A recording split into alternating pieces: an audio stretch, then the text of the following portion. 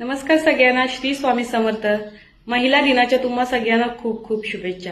आज महिला दिनानिमित्त मी तुम्हाला इतकंच सांगेन की स्वावलंबी बना, आयुष्यात काहीतरी करून दाखवा.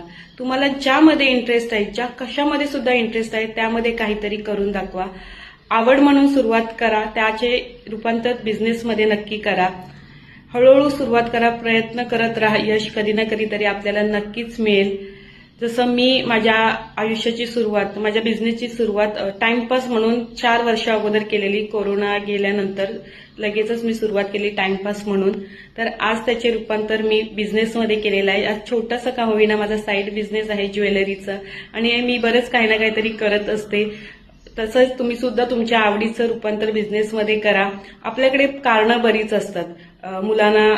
मुलांमुळे वेळ नाही मिळत, नवरा सपोर्ट नाही करत, सासू कटकट करते, अशी बरीच कारणं आपल्याकडे असतात. पण ज्यांना आयुष्यात काहीतरी करायचं आहे ना, ते हे सगळ्यांवरती मात करून यशस्वी नक्कीच होतात. त्याच्यामुळे ही कारणं देणं किंवा स्वतःला ही कारणं सांगणं बंद करा आणि तुम्हाला ज्यामध्ये कशामध्ये इंटरेस्ट आहे त्यामध्ये काहीतरी करून दाखवा. तुम्हाला ज्यामध्ये इंटरेस्ट आहे हे पहिलं तुम्ही फाइंड आउट करा की मला काय करायचं आयुष्यात, मला कशामध्ये इंटरेस्ट आहे. दुसऱ्यांना विचारून, दुसऱ्यांच्या सांगण्यावरून काहीच करायला जाऊ नका.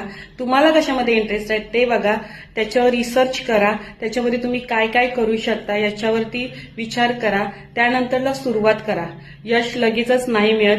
आज सुरुवात केली आणि उद्या लगेच मला ऑर्डर आली असं कधीच होत नाही. पेशन्स ठेवा, मेहनत करत राहा, वेगवेगळ्या प्लॅटफॉर्मचा वापर करा. या आताच्या काळात यूट्यूब, इंस्टाग्राम, फेसबुक असे सोशल मीडियाचे बरेच प्लॅटफॉर्म फ्रीमध्ये ऍडव्हर्टायझिंगसाठी उपलब्ध आहेत. त्याचा पुरेपूर फायदा घ्या. छान छान आयडियाज नक्कीच येतील.